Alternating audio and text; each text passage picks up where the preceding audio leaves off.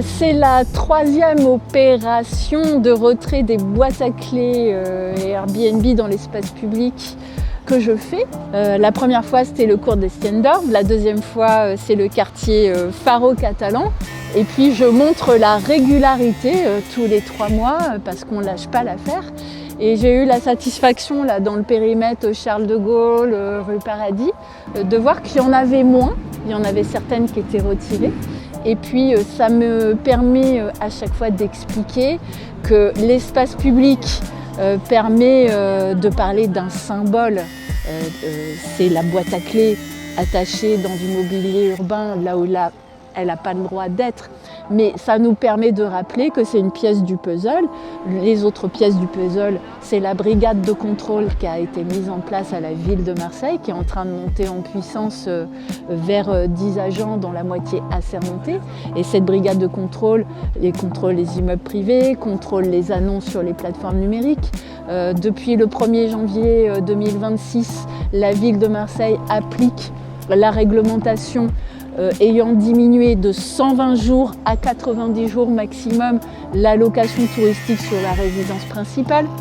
Voilà, on applique un ensemble de mesures qui permettent de réguler les locations touristiques et de permettre un équilibre meilleur entre la population qui habite, les visiteurs et les touristes et les commerces. Il faut tenir cet équilibre et lutter contre les abus.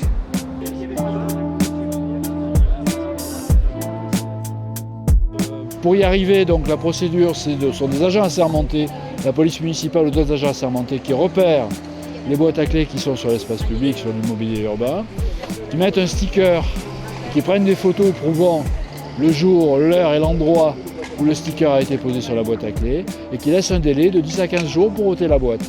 Si dans ce délai-là, la boîte n'est pas ôtée elle-même, et on voit que dans certains cas c'est le cas, nous sommes fondés, comme on le fait ce matin, à venir tronçonner la boîte à clés et l'enlever et la déposer aux objets trouvés où les personnes peuvent venir la récupérer. C'est la 5e fois que nous faisons ce type d'opération, que nous allons continuer à faire tant qu'on aura des boîtes à clés sur l'espace public, sur le mobilier urbain.